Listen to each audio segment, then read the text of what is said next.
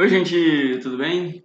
Aqui é o professor Rossoni e vamos fazer o AVC Enem 2020, que vai ser em 2021. O AVC é o aluno de véspera e correções das principais questões que se repetem todo ano, né, com relação ao Enem. Então, eu preparei aí para vocês 8 conteúdos, que são os 8 conteúdos de Best of the Enem. Então, eu botei eles em ordem de classificação, né, quais são os que com certeza vão estar na sua prova por estatísticas, né, no Enem 2020. Então, vamos dar uma olhadinha comigo, tá? Em oitava colocação, é certo que vai estar, né? Então, eu tenho a primeira colocação, que com certeza vai ter uma questão sobre, e assim vai indo, a gente está na oitava colocação. E a oitava colocação vai para neutralização. O que é legal você saber sobre neutralização? É que alguma coisa ácida ela neutraliza alguma coisa básica. Não importa o que. Por exemplo, pode ser um ácido com uma base, pode ser um oxiácido com uma base, pode ser um ácido com óxido básico. Então, geralmente isso aqui vai dar um sal, a não ser quando for dois óxidos, né, que vai dar só sal, senão é sal e água. Então, o problema é assim, ó, tem que lembrar da lógica, tá? Então, não importa nem se é orgânica ou inorgânica. Tem que obedecer essa lógica, né? Alguma coisa ácida com uma coisa básica dando sal e água, combinado? Tá, então eu vou fazer um esqueminha com vocês que vai ser o seguinte: a partir de agora, nós vamos criar um resumo e esse resumo nós vamos levar para o final das questões e vai estar dando várias questões assim por repetição. Quer ver? Por exemplo, essa, né? A gente tem um cheiro forte aí desagradável de peixe. Então é legal saber que o peixe ele tem aminas que são básicas, né? E como a gente poderia tirar a parte básica com alguma coisa ácida, né? Então o ácido ele está envolvendo, tá, com esse H+ aqui, caso você não saiba, tá? H+. E a base está sendo envolvida com esse OH-. Então o que é legal você saber? Que o ácido é H+, e aí, conforme a maior concentração de H+, você que a criatura é ácida, né? Então, por exemplo, suco de limão e vinagre. Geralmente o parâmetro nosso, né, a gente pega a água aqui, na água, a concentração do hidroxônio é 10-7. Então, geralmente eles não vão chegar a esse nível, tá? Podem repetir uma questão assim? Pode. Mas se tu soubesse já que o limão e o vinagre são ácidos, né? Lembra assim, se tu botar na boca, né, e tiver um gostinho azedo, aí é ácido, combinado? Então, aminas é legal saber que tem no peixe, né? E vai ser básico. Por isso essa resposta aqui é a letra C. Mas vamos para outra, ó. Repara que aqui foi liberado o quê? Uma hidroxila. Então, a hidroxila eu já sei que é o quê? Básica. E aqui ele está propondo que nós vamos neutralizar, tá? Essa solução aqui desse solo, por exemplo, com CaO.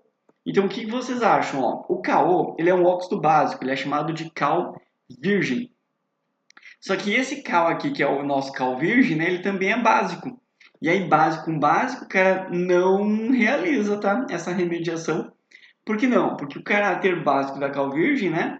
Ela promove o deslocamento do equilíbrio descrito para a esquerda. Então, ele vai deslocar o equilíbrio para cá. E aí não vai adiantar, tá?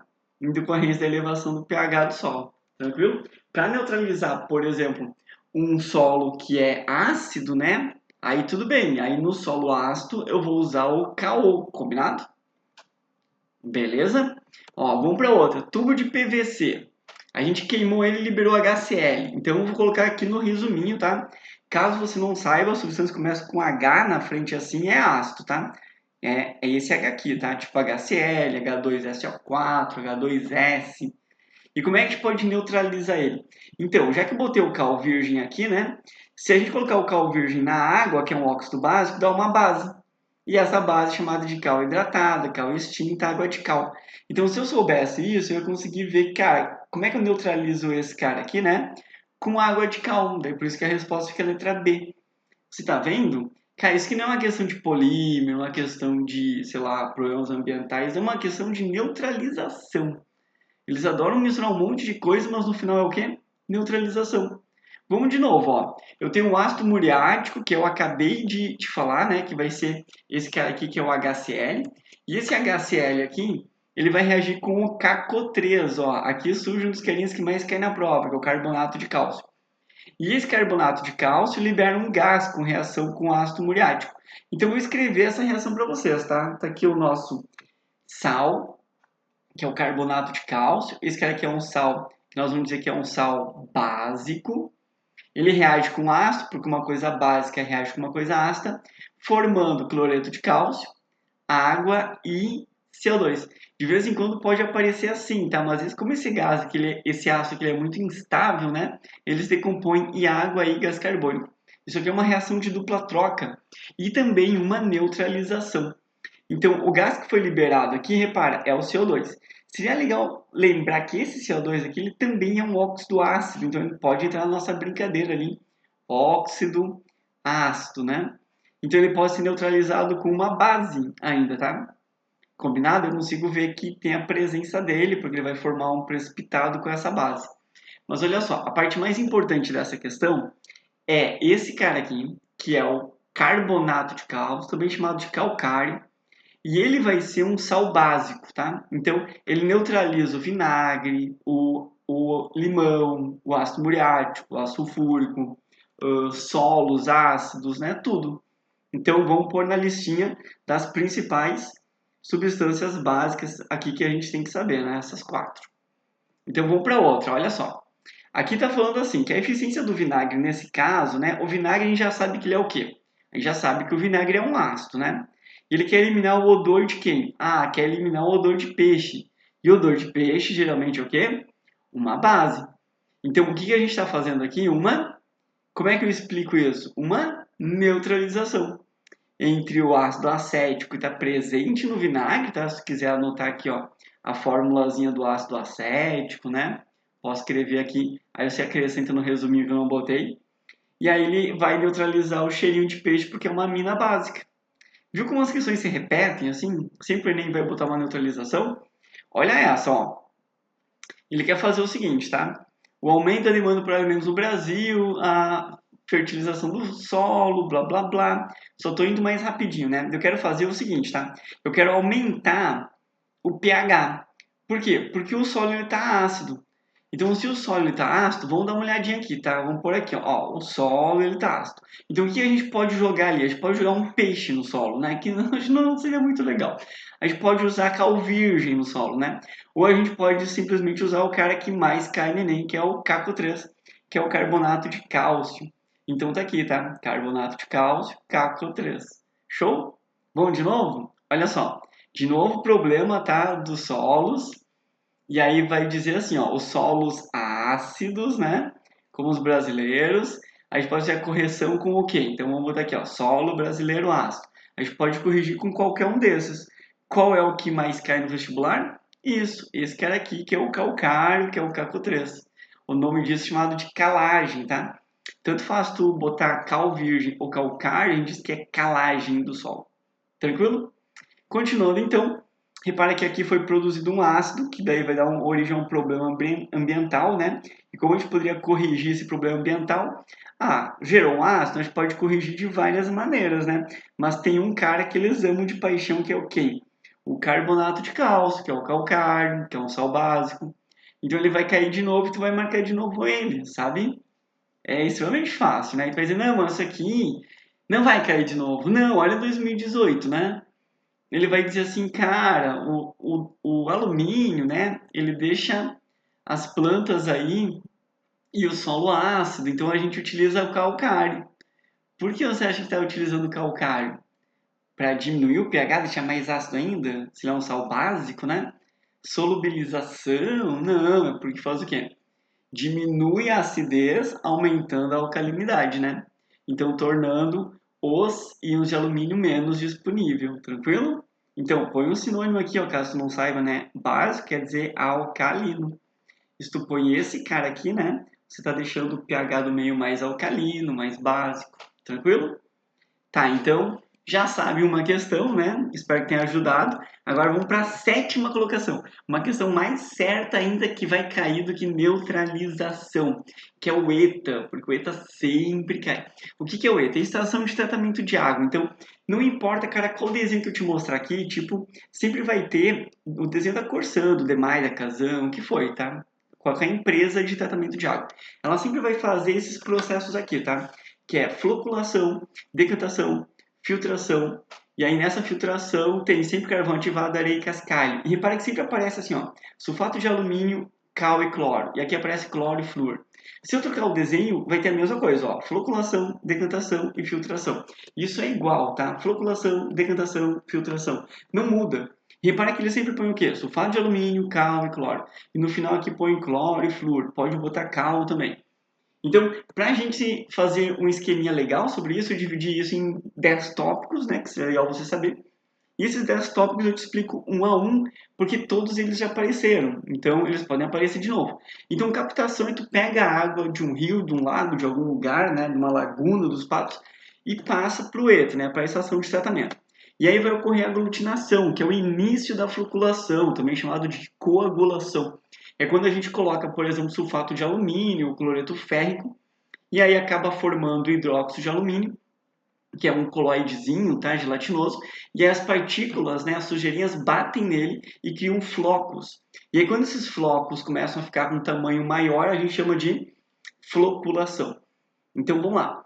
Depois disso, a gente pode aprofundar um pouquinho, cara, porque eu já volto para cá, não te preocupa, já volto para cá. Só que isso pode aprofundar um pouquinho, inclusive, na reação. Que é assim, ó, se a gente não tiver o sulfato de alumínio, eles podem perguntar para ti se pode ser outro, vai dizer cloreto férrico. E como é que fica essa reação do sulfato de alumínio com hidróxido de cálcio, formando hidróxido de alumínio? Essa aqui é uma reação de dupla troca, tá? Eu troco os cátions, tá vendo?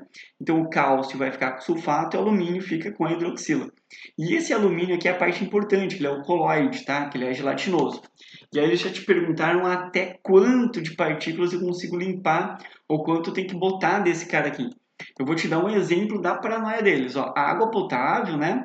Quando chega na estação, o pessoal faz isso aqui. Só que, olha só, além de usar as substâncias corretas, eles querem que tu calcule. Então, o cálculo que tu vai ter que usar é o seguinte, ó, eu tenho 10 gramas de hidróxido de alumínio, é capaz de carregar 2 gramas de partículas. Então, eu vou colocar umas informações aqui já para ir nos ajudando, né? Por exemplo, o sulfato de alumínio, ele forma 2 hidróxidos de alumínio, tá? De onde é que eu tirei isso? Dessa reação aqui, tá? Eu tenho o sulfato de alumínio, que tem 2 alumínios, vai formar 2 hidróxidos de alumínio. Então, no último caso, decora só essa partezinha, tá? Então, isso aqui é 1 mol para 2 mols. Daí, claro, como ele dá as massas aqui das substâncias, os elementos, né? Eu consigo achar que o mol desse cara aqui é 342 e 2 mols do hidróxido de alumínio é 156 gramas. Agora, olha só, tem uma informação aqui que eu vou transportar aqui para cima que é 10 gramas de hidróxido de alumínio carrega 2 gramas de partículas. Então, se eu tiver, por exemplo, 1.000 litros de água com 45 gramas de partícula e eu quiser tratar 3.000 litros, eu vou ter que multiplicar isso aqui por 3. Então, isso aqui vai ficar 135 gramas. Então, quanto que eu vou precisar aqui, né? Eu vou precisar de 675 gramas de hidróxido de alumínio. Só que ele não quer saber a quantidade de hidróxido de alumínio, ele quer saber a quantidade de sulfato de alumínio. Então, se é 342 para 156, né? Vai ser 675 para Y. E esse Y corresponde a 1480. Então, no tratamento de água, tu até calcula a quantidade de coisinhas que você coloca ali, né? Sulfato de alumínio, cloro, flúor. E aí, números bem exatos, assim, dependendo da quantidade de sujeira que tem, ou bactérias, ou tu tem que tratar, né, os dentes. Mas vamos lá, vamos continuar a brincadeira. A decantação ocorre quando os flocos de sujeira começam a ir para baixo. Então isso é decantação, é deixar em repouso e simplesmente os flocos de sujeira que ficam mais densos, né, eles vão para baixo e criam uma crosta lá embaixo, aí tu tira a água do meio. Se mesmo assim a água, né, não conseguiu ficar limpa, a gente não conseguiu limpar ela direitinho, a gente aplica flotação. Flotação é jogar bolhas de ar, essas bolhas de ar entram dentro da água e elas sobem porque são menos densas. E aí acaba arrastando essas micro sujeiras que continuam ali para cima, criando uma espuma ali. E isso foi uma questão do Enem que muita gente brigou porque não sabia o que era flotação. Confundia flotação com flutuação, né, que ia ser raio de areia, que não tem nada a ver. Então vamos lá. As substâncias, né, entre as substâncias usadas para tratamento de água, são o sulfato de alumínio. Bom, a gente até calculou ele, né? Químio alcalino, isso, com a reação com o cal, forma o hidróxido de alumínio, que retém as partículas de suspensão, e aí são limpas por decantação. Só que, se a decantação não dá certo, né, qual é o método de separação comumente usado para retirar o sulfato de alumínio com essas impurezas? Bom, já que não tem a decantação aqui, né, as outras aqui são tudo brincadeiras contigo, tá? Aí só pode ser a flotação, beleza? Bom, então guarda esse nomezinho aqui. Agora olha só, enquanto está ocorrendo esse processo aqui, tá, de os flocos decantando e formando flocos, a gente coloca cloro. Por isso que a gente chama de cloração. E qual é a função do cloro? É eliminar micro-organismos. Quando o cloro ele entra na água, ele reage formando o HClO, que é chamado de ácido hipocloroso. O ácido hipocloroso é um agente, tá, bactericida, um microcida, né? Muito forte. E ele faz a desinfecção da água. Então, não tem problema ficar botando cloro antes e depois, mas tem que colocar cloro enquanto todo o processo aqui está ocorrendo, tá? Após isso, só um detalhezinho. Se não tiver cloro, tu pode botar ozônio. Tem vestibular que já perguntou isso. Ah, em vez de cloro, que eu poderia colocar? Ozônio. Então, depois disso, olha só. Belém tem 39 ilhas. E aí fica ruim tu fazer o encanamento, né, que vai lá de Belém até uma das ilhas. Vai fazer um encanamento em cima do rio Amazonas, né? Não tem como. Então, como é que tu leva água tratada, cara? Cara, é difícil. Tu vai ter que, por exemplo, tratar no local a água, né? Só que olha só, eu tô tendo problemas de saúde, que tá dando diarreia na galera. E aí como é que eu faço isso, né? Como é que eu curo isso, né? O tratamento. Cara, decantação, por exemplo, é para tirar a sujeira. A coagulação é que cria a floculação, né? Que depois tem a decantação também é para limpar a água, tá?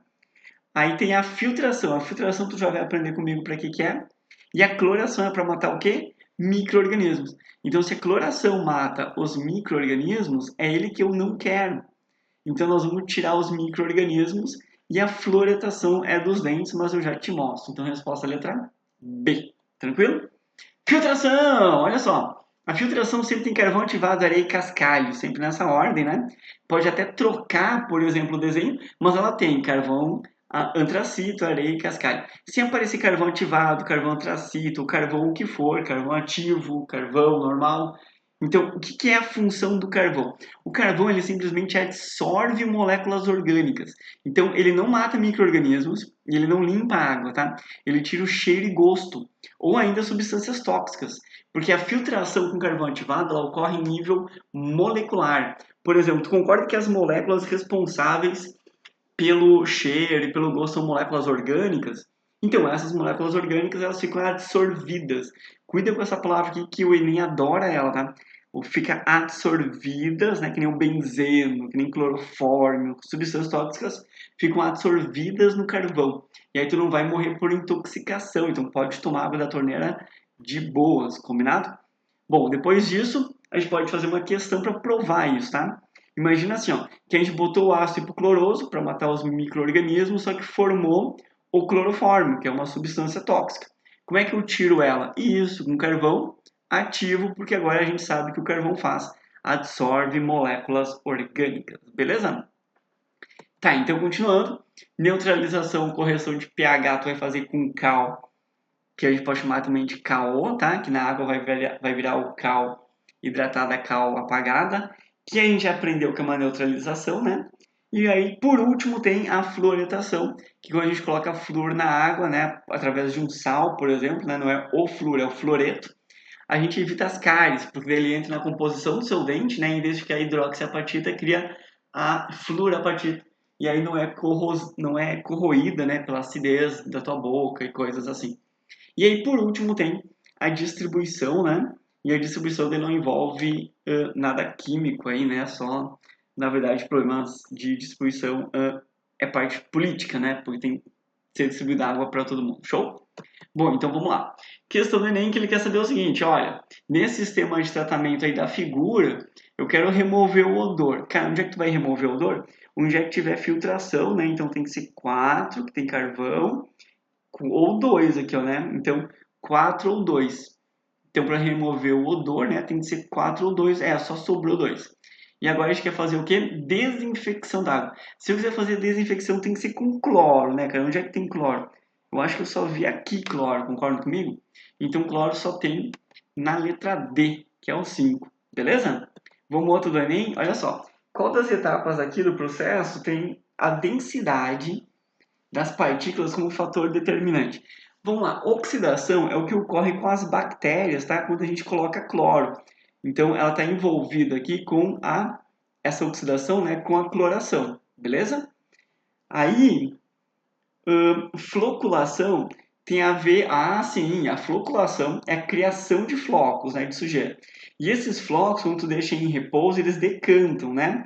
O nome disso é decantação. E isso tem a ver com a densidade, porque se elas não tiverem mais densas, né, elas não vão decantar. Então, por isso, essa resposta que é a letra C. Filtração não tem a ver com densidade, tem a ver com eliminar moléculas orgânicas, né, para o carvão ativado. E armazenamento também, né, que não tem nada a ver. Show?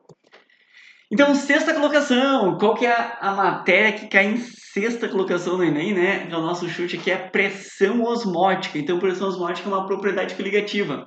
E aquelas propriedades do solvente, que nem a água, que mudam quando você coloca um sal, principalmente sal, tá? Mas você pode chamar o sal de soluto, não volátil, tanto faz. Então existem quatro propriedades coligativas, né? O Enem ama uma só, que é a pressão osmótica. Nós vamos fazer a revisão de todas, tá aqui, ó. Tonoscopia é a diminuição da pressão de vapor, ebullioscopia é o aumento da temperatura de ebulição, crioscopia é a diminuição da temperatura de congelamento, e osmoscopia, osmometria, né? Tu pode trocar a palavra escopia aqui por metria, tanto faz, é o aumento da pressão osmótica. A gente pode até abreviar isso aqui, tá? Por TECO, que o TECO, eu acho que tu já percebeu ali pelo slide anterior, né? Que ele significa o símbolo aqui de tonometria, ebuliometria, criometria e osmometria. E aqui é diminui, aumenta, né? Então fica teco, da. Então teco, da. O que quer dizer isso? Teco, da. Quer dizer, se eu aumentar a concentração, aumenta a concentração, diminui. Tá, botei sal na água, diminui. Pressão de vapor, aumenta. Ponto de ebulição, diminui. Ponto de congelamento, aumenta. Pressão osmótica. Então, a parte importante para nós, que é o que a Enem mais curte, é essa aqui, tá? Se eu aumentar a concentração, aumenta a pressão osmótica, combinado? Então, vamos lá, é isso que eu quero, tá? Se eu tiver água potável, né, que tem baixa concentração, e se eu tiver água do mar que tem alta concentração, tu sabe que tem um processo chamado de osmose, né? Que a osmose ela sempre vai migrar de menos concentrado para mais concentrado. Claro, como o Enem vai envolver pressão osmótica, porque eles curtem isso, você pode trocar a palavra, né, de menos concentrado por menor pressão osmótica, é mais chique. Em vez de maior concentração, tu escreve maior pressão osmótica, tá? Quanto maior a concentração, maior a pressão osmótica. Então vamos lá, tá? Menor pressão osmótica, deixa eu limpar aqui para não ficar um texto sob texto, né? Então, menor pressão osmótica, maior pressão osmótica. E a osmose é isso, a água passa pela membrana semipermeável, né? De plantas, né? Raízes, de carne, por aí vai, do menos concentrado para o mais concentrado, tranquilo? Então isso explica, por exemplo, como a gente consegue conservar carne, né? Por exemplo, no charque ou na carne de sol, que a gente coloca sal na carne e a água sai da carne e aí não tem mais o meio propício para bactérias, fungos, protozoários se reproduzirem. E ainda em plantas, né, que as plantas absorvem a água desse jeito. Elas têm uma maior concentração de soluto dentro da raiz, depois lá para cima nas folhas, né, quando começa a transpiração, a sudação, daí sai a água, a concentração aumenta lá em cima e a água vai subindo por pressão osmótica. Combinado? Bom, agora que tu sabe isso, né? Olha só, se a água está migrando nesse sistema que eu estou te mostrando, tá? Esse sistema é importantíssimo, presta atenção. Ela vai empurrar aquele êmbolo ali para cima, né? Se ela empurra aquele êmbolo, o que, que vai acontecer? A gente consegue calcular pela força e pela área qual é a pressão. Então, é daí que sai o nome de pressão osmótica. Se eu não quiser essa pressão osmótica, eu posso aplicar uma pressão contrária. Se eu aplicar uma pressão contrária, eu vou chamar isso de uma pressão mecânica, que daí eu vou empurrar a água de volta para onde é que ela estava. O nome disso é chamada de osmose reversa. Isso é muito importante porque vários países estão conseguindo fazer isso, tá? A gente precisa de uma pressão bastante grande, então precisa de uma alta tecnologia, né? Um custo bem caro. Mas para alguns países só resta isso, quando não tem mar, não tem água, por exemplo, potável, a gente tem que pegar água do mar. O nome do processo é chamado de dessalinização. Dessalinização. Eu estou tirando o sal da água desse jeito, porque eu pego água salgada e transformo em água potável, beleza? Bom, vamos te provar então como essa questão cai pra caramba no Enem, né? Então imagina o seguinte, tá? Eu vou para a parte mais direta, tá? Então, a presença de sais no solo faz com que seja dificultada a absorção de água pelas plantas. Claro, né? Quanto mais sal no solo, mais água da planta vai ir para o solo. Então, a planta não consegue absorver a água. Então, essa característica aí chamada de seca fisiológica, né? Ela é devido ao quê? Ué, esse aumento da salinidade, né? Em que a água do solo atinge uma concentração de sais maior que da sal das raízes das plantas, impedindo assim que a água seja absorvida, né? Por osmose, por pressão osmótica. Então, essa matéria sempre cai. Quer ver de novo? Ó, eles colocaram aqui, por exemplo, KO na árvore e aí destruiu o microambiente ali, porque no tronco da árvore, pintada com cal, é devido ao processo de quê, cara? O que tu acha que esse soluto que a gente botou ali, né, ele fez? Isso, ele fez uma osmose. Pois a cal, né, que está fora ali da planta, dos micro-organismos, ela absorve a água para fora da célula deles, né? E aí acaba impedindo o desenvolvimento desses micro-organismos, combinado? Continua, né? A osmose é um processo espontâneo, que era todo ano vai cair osmose, pressão osmótica, te prepara, tá? Então ele está dizendo que a tua célula aqui, ela tem 0,15 de concentração. Beleza, então ela tem uma certa pressão osmótica, né? 0,15. Só que você imergiu essa célula aqui numa solução de 0,20, né? Então aqui tem 0,15 e aqui tem 0,20. O que vai acontecer, cara? Adivinha?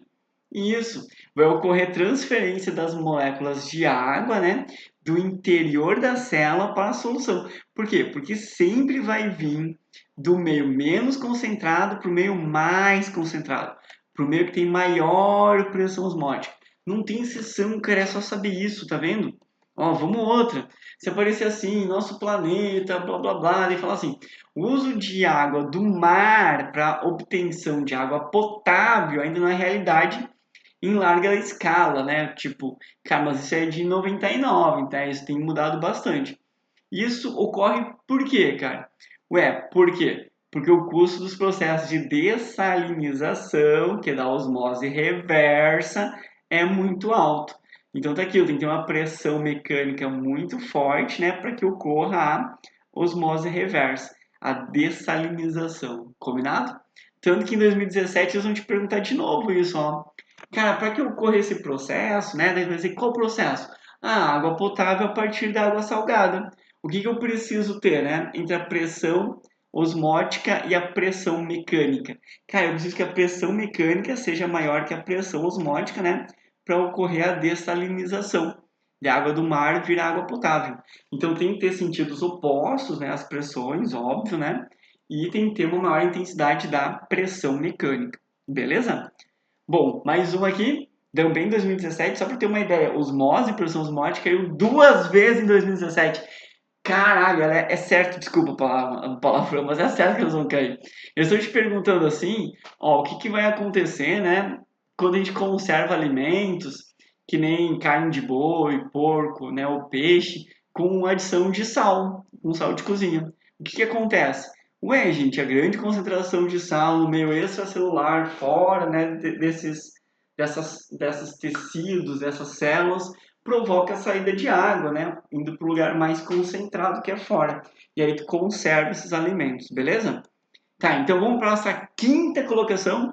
Qual é a quinta matéria que com certeza vai estar no seu Enem, tá? Por estatística vai ser eletrólise, porque desde 2017 não cai e sempre cai duas de eletroquímica, né? Então a gente está falando de eletroquímica, né? Eletroquímica tem duas, que é a reação de redox virando corrente elétrica, né? Produzindo corrente elétrica. O nome disso é pilha, células galvânicas. Se eu juntar várias, tem bateria. E isso tem ela é espontânea, ela tem um potencial total, né? positivo. Só que o que vai cair esse ano é o contrário, que é a eletrólise, né? Que também é chamada de células eletrolíticas, então cuidado, e ela não é espontânea, ela precisa de corrente elétrica para ocorrer, por isso que o potencial total vai ser negativo. E agora vamos lá, né? Qual é a principal dica? Cara, tenta lembrar que POA, tá? POA quer dizer perde elétrons, oxidação, aumenta o NOx. Se tu nunca viu isso, cara, é uma reação assim, tá? Que aumenta aqui o NOx, né? E tá perdendo elétrons. Aí depois tem o recebe elétrons, redução, reduz o NOx. Então, recebe elétrons, redução, reduz o NOx. Então, repare que aqui ele está recebendo elétrons, tá vendo? O NOx dele está reduzindo. Então, isso é redução. Tá, por que eu tenho que saber isso? Porque sempre no cátodo, né, que é o red cat, vai ocorrer a redução. Que ele é o polo positivo na pilha, tá? Que é o pipoca positivo, pilha, pilha positivo, cátodo. E na eletrólise é negativo, então grava isso, tá? Que o cátodo aqui na eletrólise é negativo e na eletrólise o ânodo da oxidação vai ser positivo.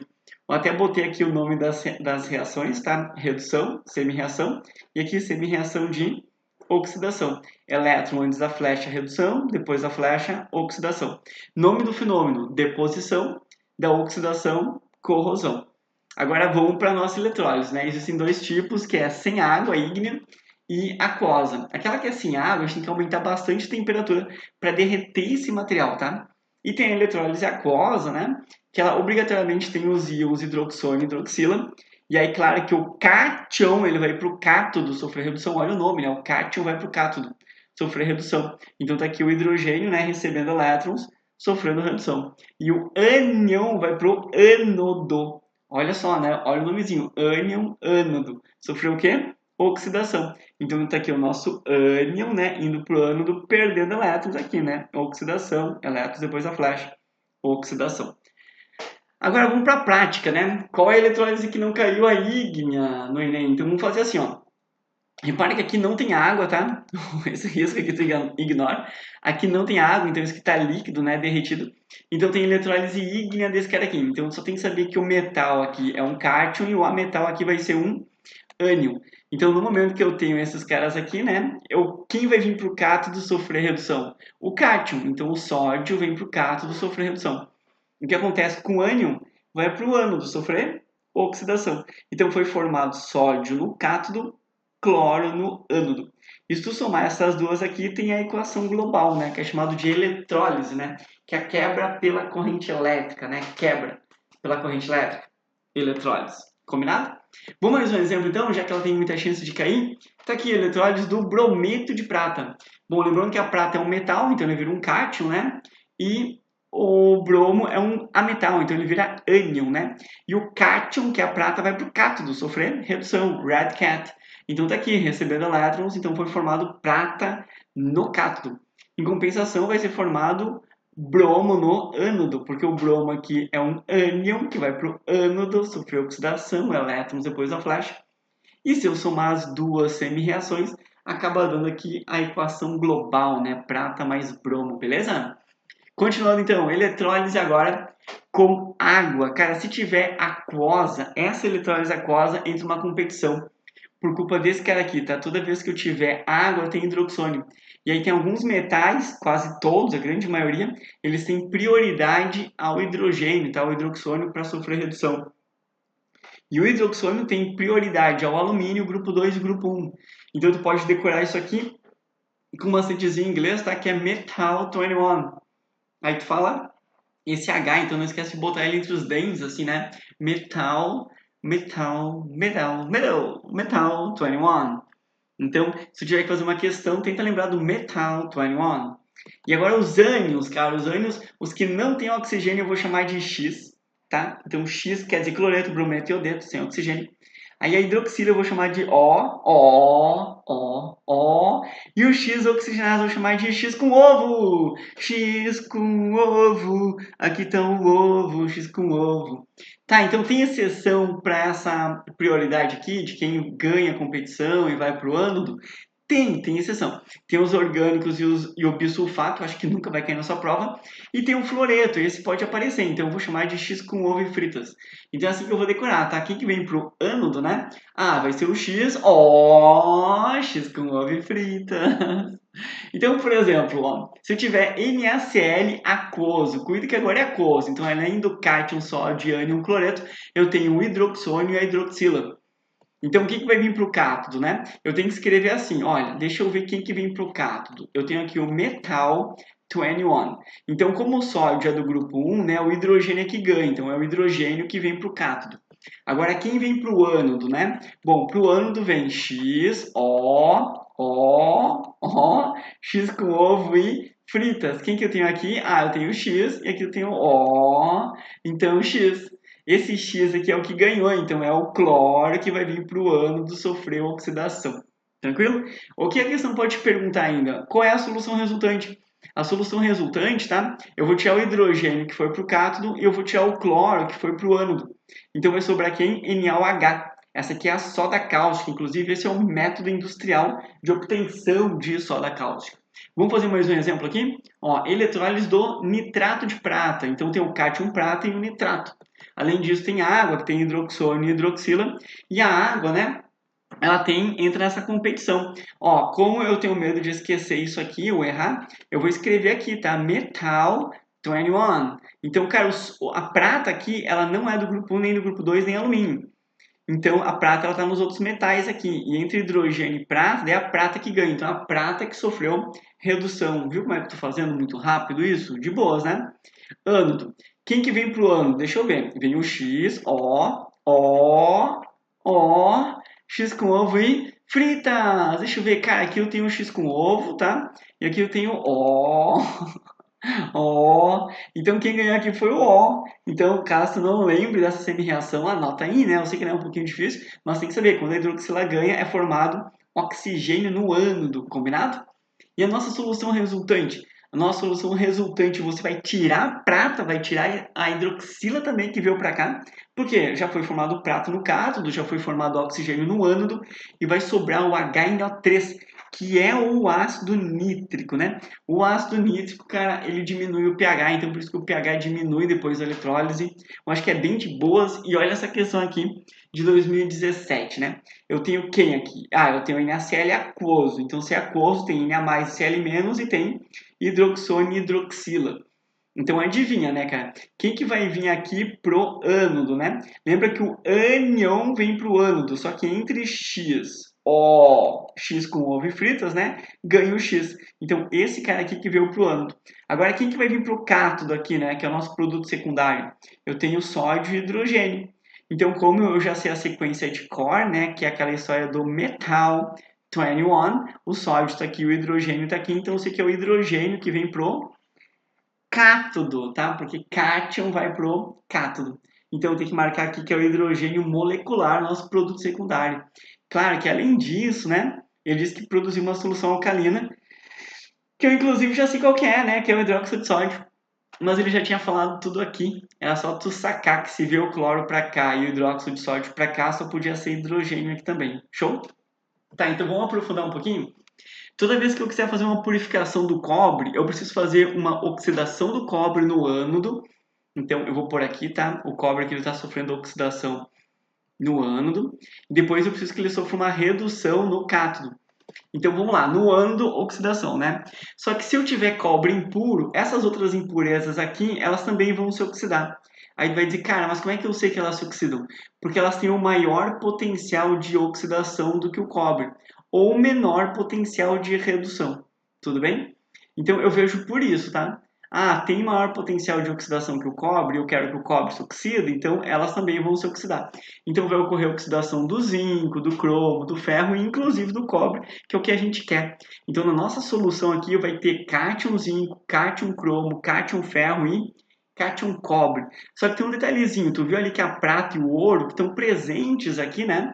Eles são presentes no cobre impuro aqui, ó, tem prata e ouro. Eles não se oxidaram. Então, se eles não se oxidarem, eles acabam caindo e acabam formando essa lama aqui, que é uma lama nódica, né? Ela recebe esse nome porque ela fica embaixo do ânodo, né? Lama nódica embaixo do ânodo.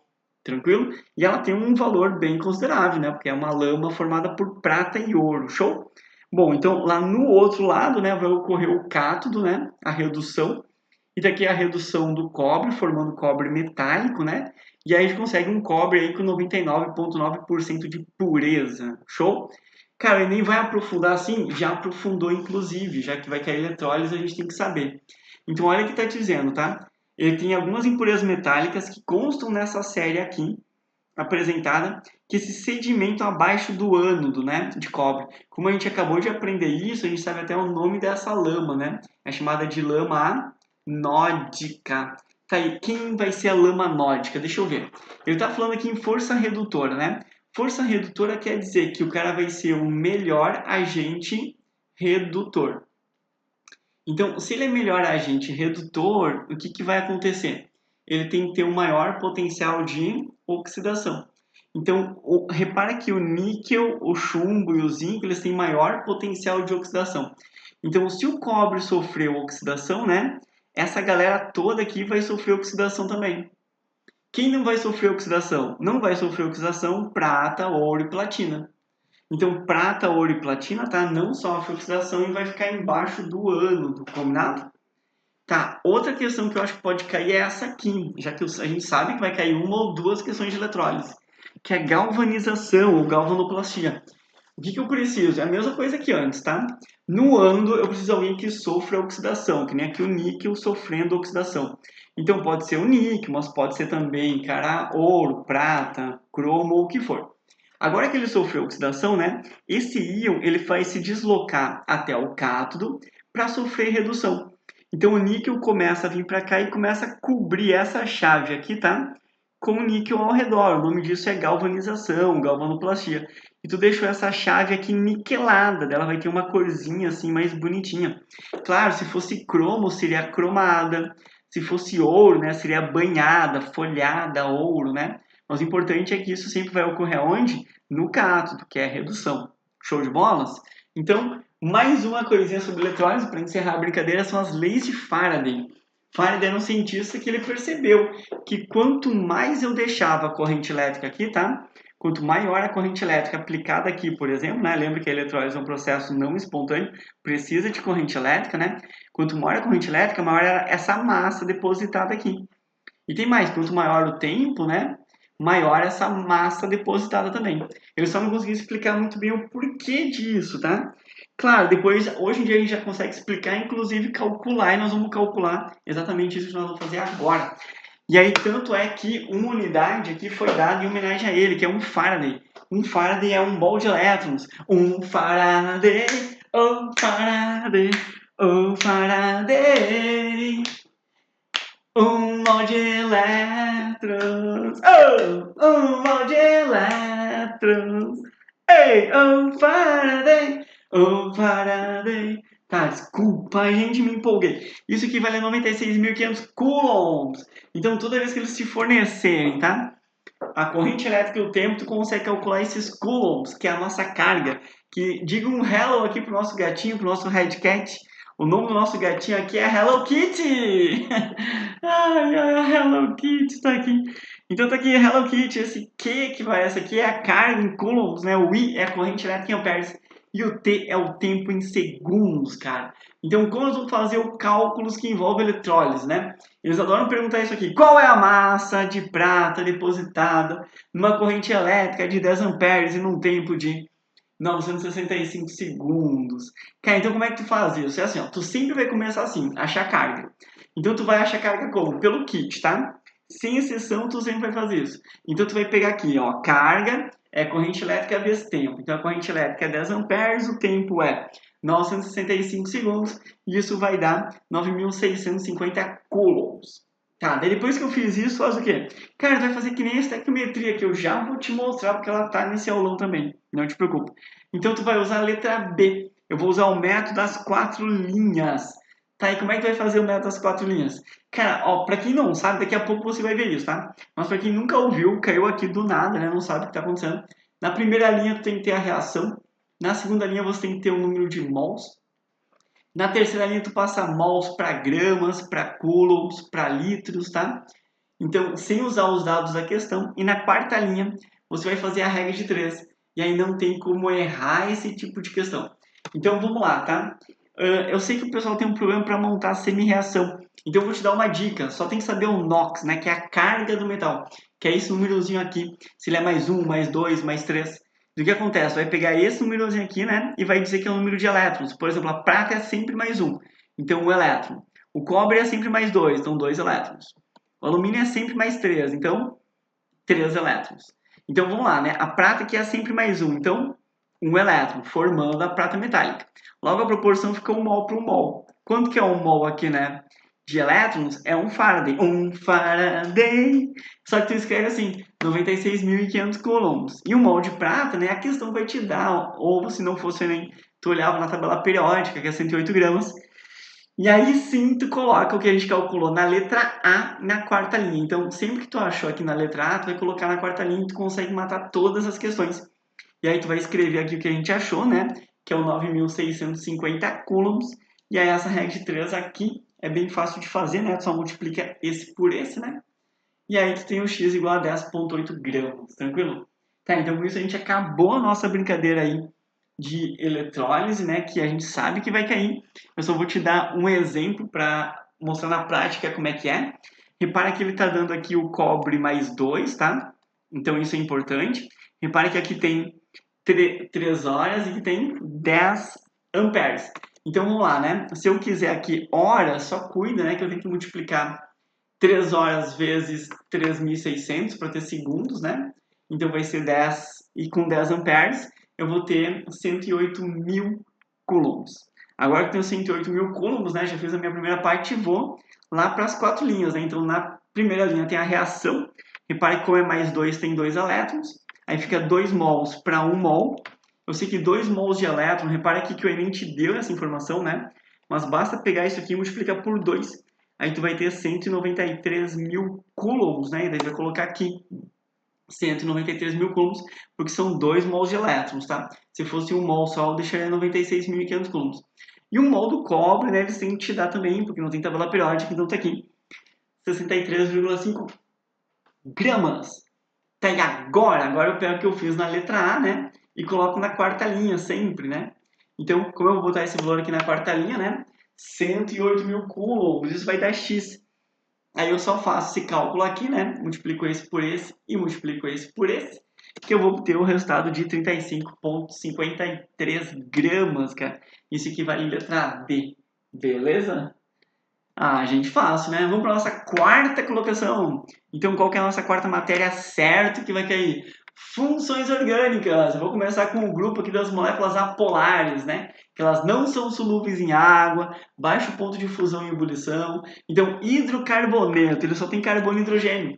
Então, repare que quando aparecer isso aqui, ele só tem carbono e hidrogênio, né? Aqui no caso, até 2 hidrogênios cada carbono. Aqui só tem um hidrogênio cada carbono. Então, se aparecer o ciclohexano, aparecer benzeno, aparecer o isoctano, tá? Que é o da gasolina, ou se aparecer o isopreno, né? Que é da borracha natural, é tudo hidrocarboneto, tá, gente? Agora aqui, éter tem que ter o oxigênio eternamente sozinho. Tá aqui, ó, eternamente sozinho, tá? Pode aparecer assim, né? Um éter, cara, que é alifático, né? Um éter aqui que vai ser aromático, um éter misto. Uhum. Mas tem que ter oxigênio entre carbonos e só ele, tá? Não pode ter mais nada junto por aqui. É só oxigênio entre os carbonos, tá? Com destaque esse aqui que é o nosso éter etílico, né? Primeiro anestésico e tudo mais. Ó, continuando, vamos para as funções que são polares. Elas já se dissolvem bem em água. Basta lembrar que a acetona, né? Se dissolve bem em água. Não tem um ponto de ebulição alto, né? Que nem esses caras aqui que tem ligação de hidrogênio, por exemplo. E eles já são solúveis em água. Então vamos lá. Aldeído, né? Tem que ter o Cho. Cho, que é esse oxigênio no final. Por isso escreve assim, aldeído, né? Com O no final. Por exemplo, se for cetona, o O tá no meio aqui, ó. Aí tem que ter O no meio. Só que esse O aqui não pode ser que nem o éter lá, né? Tem que ser uma carbonila. A carbonila é que é essa dupla ligação entre carbono e oxigênio. Então, se aparecer a carbonila aqui na ponta, né? Olha o nome, né? No final aqui, a gente sabe que é um aldeído. Show. Geralmente o pessoal lembra desse cara aqui, né? Que é H-Show, né? O nome dele é metanal. Então, H-Show Metanal. Ai, cara, que horrível. Tá, então olha só. Aqui tem a cetona, que ela tem a carbonila no meio, né? Mas basta lembrar o nome dela, né? Cetona. Tem oxigênio no meio, né? Então tá aqui oxigênio no meio, combinado? E tem o éster. Cara, tenta lembrar que o éter, ele só tem um oxigênio entre os carbonos, né? Como ele só tem um oxigênio entre os carbonos, né? O éster tem dois, ó. Por isso tem o S aqui que vai no plural, né? São dois oxigênios, né? Entre os carbonos. Tá aqui, né? Dois oxigênios entre os carbonos. Combinado? Show. Mas tem que ter assim, tá? Que nem um éter, só que com uma dupla a mais aqui. Agora vamos para todos que têm ligação de hidrogênio, né? Que é o H ligado no nitrogênio, o H ligado no oxigênio, né? Alto ponto de fusão e ebulição, alta solubilidade. Então a mina tem que ter nitrogênio, não pode ter oxigênio junto com os carbonos, tá? Então só pode ter o nitrogênio. Aí pode ser uma mina primária ligada no carbono, a mina secundária ligada em dois, ou a mina terciária ligada em três carbonos, né?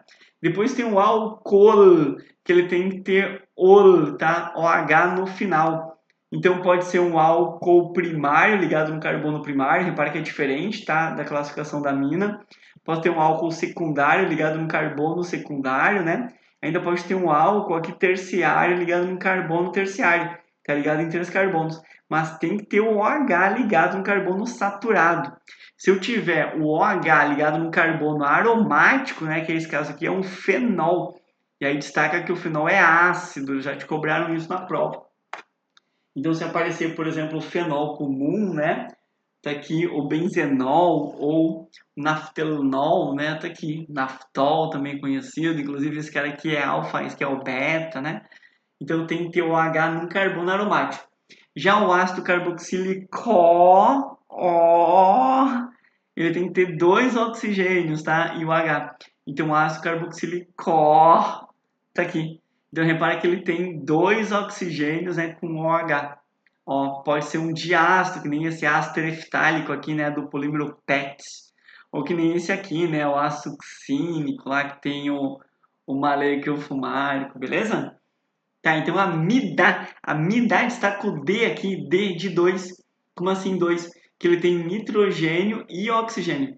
Então amida, nitrogênio e oxigênio. Tudo aqui, ó, oxigênio e nitrogênio. Amida. Tem que ter oxigênio e nitrogênio. Amida, beleza? Cara, funções orgânicas vai cair certo. Eu acho que com esse resuminho aqui tu consegue matar várias questões.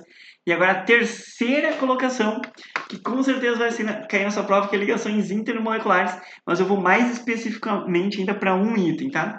Eu sei que tu conhece as forças de polo induzido, né? Forças de London, Van der Waals, depois tem a força de polo ou de polo permanente, e a ligação de hidrogênio, que é o H ligado no FON. Então essa aqui são, já na sequência, né, quem tem maior polaridade, maior solubilidade, maior ponto de fusão e maior ponto de ebulição. Só que tem uma interação aqui que é chamada interação íon-dipolo, e ela é mais forte que a ligação de hidrogênio. Íon-dipolo é quando tem um íon que nem o sódio ou o cloro, né, que ao redor deles vem moléculas de água, por exemplo, né? Uma molécula de água, ela tem ligação de hidrogênio, ela é muito polar. E ela tem polo, então ela tem um polo positivo e um polo negativo. Consequentemente, ela é um dipolo. Então, olha só, se eu tiver essa interação, um íon, né, sódio e cloro, né, com água, eu chamo isso aqui de interação íon-dipolo. E como eu tenho várias moléculas de água ao redor do cloro, ao redor do sódio, né, o nome disso é solvatação. Tu pode chamar de hidratação também quando for a água. Só tem que saber que ela é mais forte, tá? Um exemplo clássico disso é as fraldas, que ele vai contar que tem fralda descartável e fralda de pano, né? Então, a descartável é um íon, que é o poliacrilato de sódio. Então, como isso aqui é um íon, ele interage com a água pela interação íon-dipolo. Como essa fralda aqui de pano ela é celulose, né? Ela interage com a água por ligação de hidrogênio. Então, qual ligação é mais forte? A íon-dipolo. E se a ligação íon-dipolo é mais forte, né? Isso quer dizer o quê? Que é por isso que ela absorve mais água. Então, a interação das fraldas, né, com a água, ela tem uma maior eficiência, né? Porque ela absorve mais água que as de pano, por culpa das ligações que ela faz com a água. Tranquilo?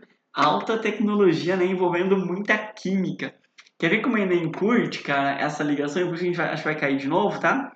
É que quando eu tenho um ácido tipo clorídrico, carbônico, o que for, reagindo com amônia, eu crio o cátion amônio, né? E o ânion aqui, cloreto, carbonato, o que for. Então, o que eles estão falando? Que ocorre uma fixação das moléculas, né? Do vapor d'água com esses núcleos de condensação. Então, ele vai dizer o seguinte, ó, cara, que a reação de ácido e base, né? Vai formar esses sais de amônio. E eles estão dizendo que essas partículas aí são os núcleos de condensação, nos quais o vapor d'água se aglomera, tá?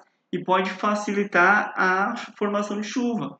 Então, como a água está se aglomerando nesses caras aqui, né? O que é isso? Ah, isso aqui é um íon. E a água é um dipolo. Então, o nome dessa interação é íon dipolo, beleza?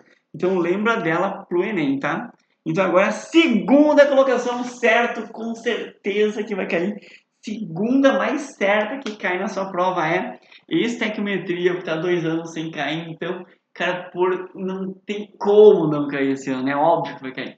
E a gente usa o método das 4 linhas que eu já tinha te falado antes, mas agora vamos aprender ele. Assim, ó, na primeira linha tem que ter a equação balanceada, tá?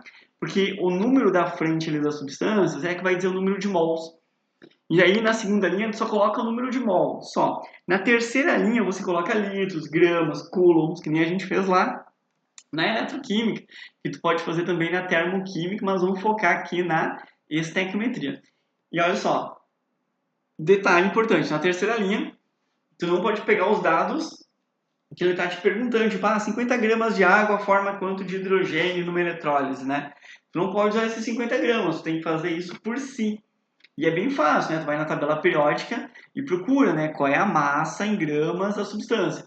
Como é Enem, ele vai te dar isso na questão, mas não na pergunta. Então, tu não usa os dados da pergunta aqui, beleza?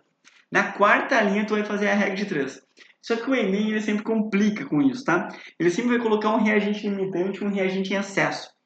Sempre não, mas algumas vezes. Se ele colocar o reagente limitante, só pode usar o reagente limitante na quarta linha. Tu não pode usar o reagente em excesso. Aí tu vai dizer assim, né? Tá, mas como é que eu vou saber qual é o reagente limitante e qual é o reagente em excesso, né? Então, o reagente limitante e o reagente em excesso, nós vamos pegar o valor que foi dado pra gente, né? A informação dada, e nós vamos dividir pelo que deveria ser, que é a nossa terceira linha. Então, nós vamos dividir pela terceira linha, já te dou um exemplo. Aquele que der o menor valor vai ser o nosso reagente limitante. Sempre assim, isso aqui não tem exceção. Se por um acaso ele der um reagente com porcentagem de impureza, né? Você vai tirar a impureza. Só pode botar na quarta linha o reagente puro. Então você tira a impureza, geralmente com uma regra de 3, né? É extremamente fácil. E faz o cálculo só com reagente puro. E agora você vai pegar esse reagente puro, vai fazer o cálculo e vai obter o 100% de rendimento. Isso aqui o Enem adora. Todas as questões do Enem têm 100% de rendimento. Então isso aqui que você tem que saber, tá? Olha só. O resultado que tu obteve na quarta linha é o 100% de rendimento.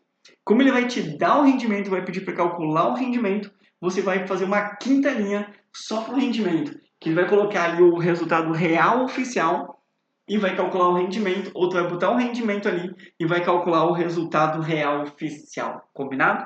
Então tenta lembrar disso, tá? Que na quarta linha ele é um rendimento teórico, tá? É um rendimento que existe só no mundo da teoria. E o resultado oficial real de fábricas, né? Quando vai fazer a reação de verdade, é o rendimento que importa, que é o rendimento da reação. Então, bora para a questão aí, a antepenúltima questão que caiu no Enem sobre química, né? De estequiometria. Então, olha só. Ele quer saber qual é a massa de zinco. Então, tá aqui. Qual é a massa de zinco metálico produzido por esfarelita? Esfalerita. Eu sempre vou falar ao contrário, né? Esfarelita, sem querer. Então tá aqui porque eu li que tem isso aqui, né?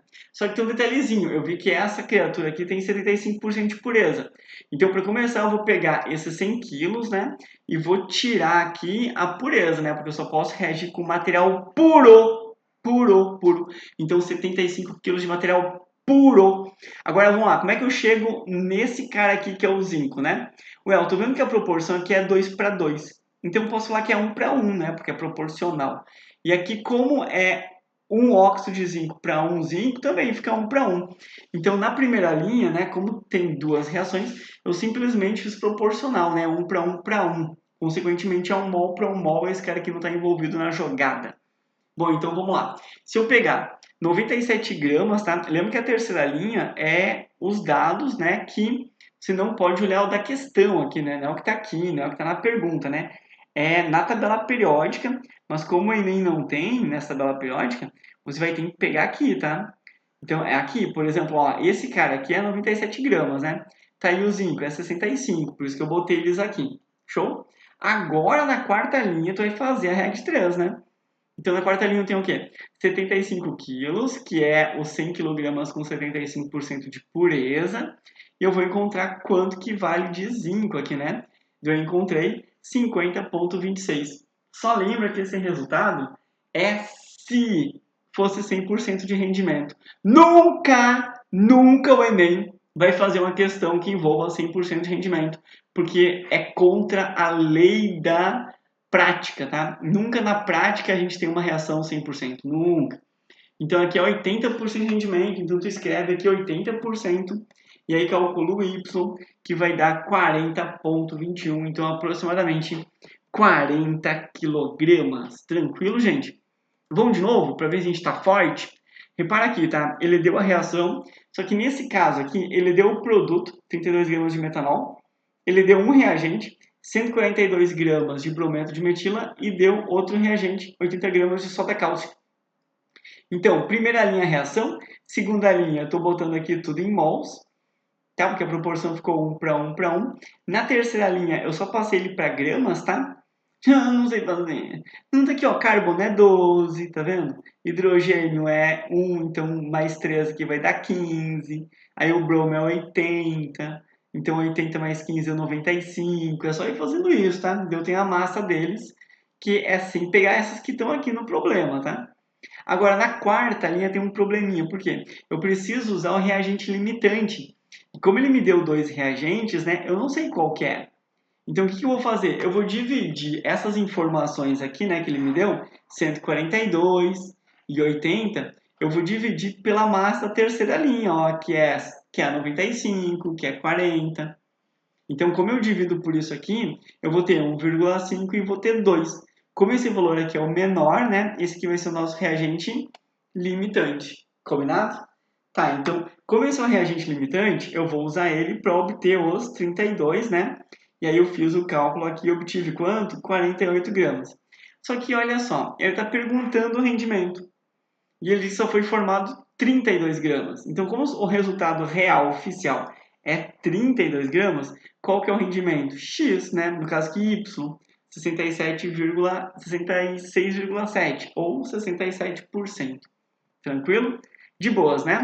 Só mais uma, daí a gente encerra as três questões aí. Eu poderia usar essa fórmula aqui, que a questão me recomenda? Cara, poderia. Como eu dei fórmula, né? Eu quero que você sempre faça o método das quatro linhas, eu vou usar isso aqui sempre. Show? Então, olha essa, né? Ele está dando aqui uma reação que é o ácido salicílico, né? Formando o ácido acetil salicílico, que é o AS. Ele deu quantos gramas, ainda bem, né? Você não tinha que ficar calculando aqui 12 mais 12 mais 12 mais oxigênio mais hidrogênio. Então eles foram queridos, olha só. E além disso, eles querem o seguinte, tá? Rendimento de 50% para produzir um comprimido de 500 miligramas, só que não é um comprimido, né? São 900 mil comprimidos. Cara, vamos resolver isso primeiro, ó. Eu tenho 900 mil comprimidos, né? 900 mil quer dizer 900 vezes 10 na 3. Comprimidos de 500 miligramas quer dizer 1000, 10 na menos 3. Então eu posso riscar 10 na menos 3 com 10 na 3. Aí eu multiplico 9 por 5, que dá 45, né? E aqui os 4 zerinhos. Então a gente vai ter 450 mil gramas, consequentemente 450 quilogramas. Esse é o resultado real, quantidade oficial. Então vamos agora resolver, né? Tipo, já estou perdido. Não. Primeira linha, montei a reação. Segunda, mols. Terceira, usei a quantidade que ele me deu lá em cima, né? De cada um. Um mol do ácido salicílico, né? É 138, o mol do ácido acetil salicílico é 180. Só que eu não sei qual é a quantidade aqui, né? Porque eu preciso do ácido salicílico E eu também não sei a quantidade então, que vai ser formada desse cara aqui. Eu não sei quanto vai ser o meu 100%. Eu só sei que eu preciso produzir, senão eu vou ser demitido dessa empresa, né?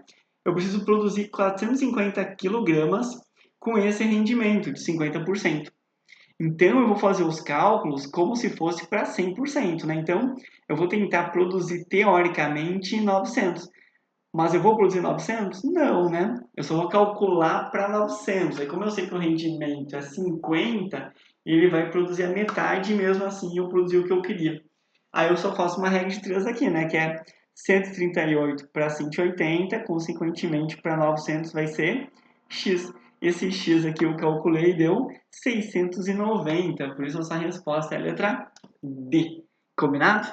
Tá, então agora sim, a primeira colocada é a matéria que com certeza vai estar na sua prova, absoluta certeza, são surfactantes, porque não tem exceção, é sempre uma questão, até duas questões por ano. Então, o que você tem que saber sobre surfactantes, tá? O surfactante ele tem um sinônimo, que é chamado de emulsificante, tensoativo, detergente, de uma forma geral. Ele tem que ter uma cauda grandona, que é uma cauda apolar, né? E essa cauda apolar se dissolve em lipídios, gordura, óleo. Por isso que ela é chamada de lipofóbica. Como ela é lipofóbica, né, se dissolve em lipídios, ela não se dissolve em água. Então ela é chamada de hidrofóbica. Em compensação, a cabeça, mas lembra que a cauda tem que ser grandona, né? A cabeça ela tem que ser polar, muito polar. De preferência, né, se tu conseguir enxergar uns íons aqui positivo e negativo, seria melhor ainda. Como essa cabecinha é polar, ela é muito polar até, ela se dissolve em água. Então a gente diz que ela tem interação com a água, né? Ela gosta da água, é hidrofílica. E se ela é hidrofílica, né, gosta da água, essa cabecinha não gosta da gordura. E se ela não gosta da gordura, eu posso falar que ela é lipofóbica, não se dissolve em lipídios. Esse tipo de molécula, né, surfactante, a gente diz que é uma molécula anfifílica ou anfipática, porque ela tem as duas partes, né, a parte que se dissolve tanto na água quanto a parte que se dissolve tanto na gordura, nos lipídios. Por isso que é anfi, né, anfi quer dizer dois, né, anfíbio, duas vidas, anfipática, anfifílica, tranquilo? Então agora vamos para a prática, né? Ó, por que a gente chama elas de emulsificantes? Porque elas criam um colóide chamado emulsão. Emulsão é um tipo de colóide quando a gente mistura líquido com líquido que eles não se dissolvem naturalmente. Por exemplo, água e gordura não se dissolvem, mas no leite a gente tem a gordura do leite dissolvida na água. Como isso, né? Ué, porque tem alguma substância ali que faz a emulsão, faz a mistura deles. Quais são essas substâncias? Um emulsificante, um tensoativo, né? Um surfactante. Porque a parte apolar se gruda na gordura, a parte polar, né? Ela fica com a cabecinha que é a parte polar fica com a água e acaba formando essas micelas. Tenta lembrar que micelas é isso, né? A micela sempre vai ter gordura no rabo, né? Micela, gordura no rabo. Micela, gordura no rabo. Então, micela vai ter a gordura no rabo e a cabecinha, né, vai ser a parte polar que se dissolve com a água. E isso é usado também não só para fazer emulsão das gorduras no seu organismo, né, para levar as gorduras que tu come para todo o seu organismo, mas também para limpar a gordura do seu cabelo com shampoo, que é um tipo de surfactante, para limpar o prato sujo com gordura, então detergente, sabão, sabonete, tudo isso é surfactante e faz emulsão para limpeza também, beleza? Então vamos lá, qual dessas substâncias aqui poderia formar micelas, né, cara? Ou são surfactantes, já que ele está dizendo, né, pra gente. Cara, olha só, quando ele citar sabão, micelas, né, a gente tem que procurar substâncias que tenham o quê? Rabinho pequeno? Não, não pode ter rabinho pequeno. E tem que ter uma cabecinha aqui na ponta, né, que seja polar. Então, o éter é apolar, não pode. O hidrocarboneto é apolar, também não pode. Então, essa aqui sim, né, porque ela tem 17 carbonos e na ponta aqui, né, ela tem literalmente uma parte polar. Então, a letra B é um tipo de surfactante. Ou ainda ele pode citar um surfactante para assustar vocês, ó. Um exemplo de surfactante bem famoso é o paradodecilbenzeno sulfonato de sódio, que ele tem 12 carbonos, né? Ainda tem um benzeno e ainda tem um sulfonato de sódio na ponta, que vai ser a nossa parte polar. Então, se a cabecinha é a parte polar e aqui é apolar, né? É um tensoativo, surfactante, emulsificante. E o que ele faz? Cara, quando ele pega um hidrocarboneto que é apolar, que não se dissolve na água, né? Ele vai fazer com que o hidrocarboneto se solubilize na água e assim tu consegue limpar, por exemplo, cara, locais que ocorreram um acidente ambiental, que nem petróleo, né? É hidrocarboneto e a praia ficou cheia de hidrocarboneto, aí tu limpa como, né? O petróleo dali. Não adianta botar água, então tem que botar sabão, bastante detergente para ir tirando, lavar literalmente a praia. Show? Só tem um detalhezinho, né? A gente também chama esses caras de tensoativos, por quê? Porque eles quebram a tensão superficial da água. A tensão superficial da água é aquela tensão que ocorre na superfície, que é as ligações de hidrogênio entre as moléculas, que fazem com que os bichinhos andem em cima da água. Só que se tu botar aqui detergente, né, shampoo, tu quebra a tensão, porque a cabecinha aqui que é polar vai ficar dentro da água e o rabinho que é apolar vai ficar onde? Vai ficar fora. E aí tu quebrou essa parte aqui, tá vendo isso? E aí, claro, se tu botar isso e tiver um bichinho andando, ele vai afundar, né? Eu até escrevi isso para vocês aqui, tá?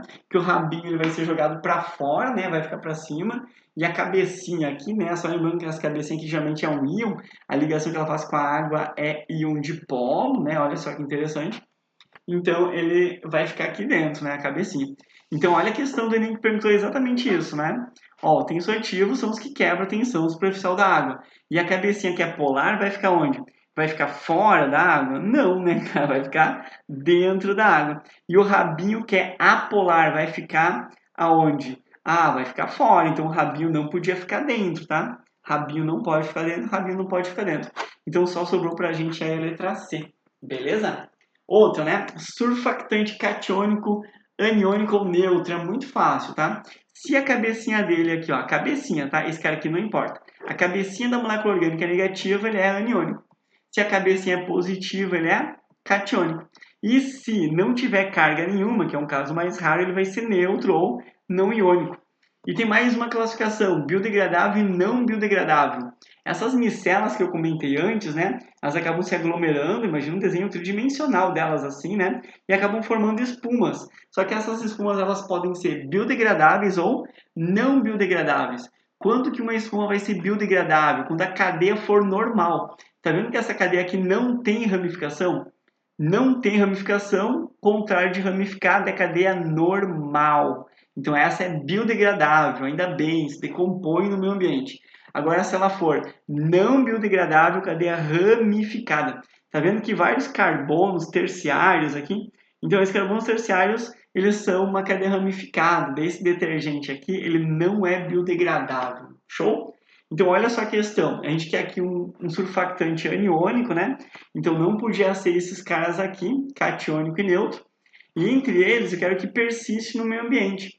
Qual que persiste no meio ambiente? Aquele que tiver maiores ramificações, porque dificulta a sua degradação. Por isso que é a letra B. Nossa, gente, fácil, né? Vai dizendo. Tem um outro detalhezinho que é assim, ó. A gente adora dizer que o sabão, ele é um sal de ácido graxo, tá?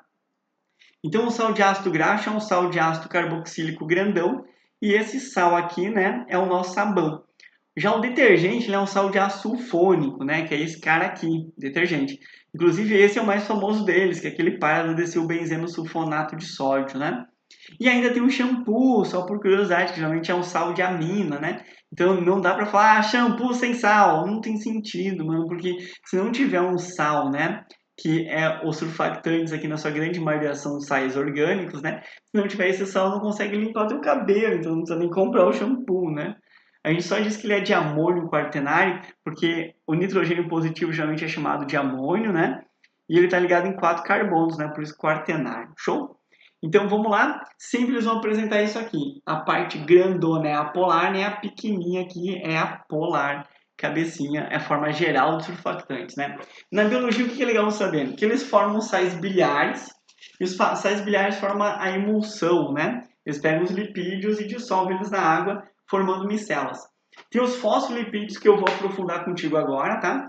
Que são os que fazem a membrana plasmática. Então, eu vou te mostrar aqui o coronavírus e aí como que o sabão limpa ele, tá? Que vai ser o nosso auge da aula. E aí também tem o surfactante pulmonar, que no feto, né, antes dele nascer, durante a gestação, a última coisa, uma das últimas coisas a ser criadas, né, nas últimas semanas, é o surfactante pulmonar porque daí o pulmão ele está grudado, o alvéolo, né, no outro ali, pelas ligações de hidrogênio da água. Só que daí, como ele é formado, né, a gente consegue respirar, daí tu bota o ar lá dentro, né, e o ar começa a entrar dentro do alvéolo e aí consegue fazer a respiração. Se não tivesse o surfactante pulmonar, né, galera, simplesmente o que ia acontecer? O alvéolo ia ter a parede grudada uma na outra. E aí tu não ia conseguir quebrar, né, essa tensão superficial. E ainda tem o isolamento elétrico dos neurônios, que era aqui no axônio, né?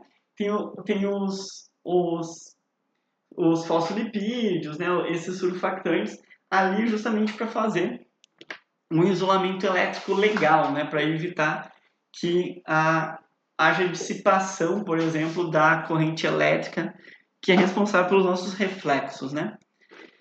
Então, vamos pegar sais biliares só para dar um exemplo, né? Que ele está dizendo aqui que os sais biliares ou ácidos biliares, né? Tanto faz. Eles conseguem fazer emulsificação de gorduras, então eles estão atuando como o quê? Como detergentes, tensoativos, surfactantes, né? Tudo sinônimo. E ainda tem outra parte aqui que é da membrana, né? Porque olha só, a membrana lipoproteica aqui, né? Aqui nós vamos formar na parte mais lipídica da história, né? Que são os lipídios, porque os lipídios eles são surfactantes. Então, não sei se tu percebeu aqui, mas aqui tem uma cabecinha que adivinha o que ela é? A água. E aqui tem uma partezinha, né? Que, quer dizer, ela vai se dissolver com a água, né? Porque a cabecinha é polar, tu já sabe isso, né? E o rabinho ele é o quê? Apolar. Então imagina assim, ó, dentro da tua célula, né? Dentro da célula tem várias dessas moléculas aqui. Elas não conseguem sair da tua célula. E a tua célula está cheia de água. E como ela está cheia de água, o que essas moléculas aqui que não gostam da água começam a fazer? Começam a se juntar entre si. E elas começam a se juntar formando micelas, tá? Mesmo sem ter a manchinha de gordura aqui para limpar, por exemplo. Mas se tiver muitas, elas criam um negócio chamado lipossomo ou lipossoma, ou ainda uma grande camada, né, que nem é formada aqui, né? A camada que inclusive é a camada da membrana plasmática, né, que são uma bicamada porque elas têm um surfactante, dois surfactantes, né?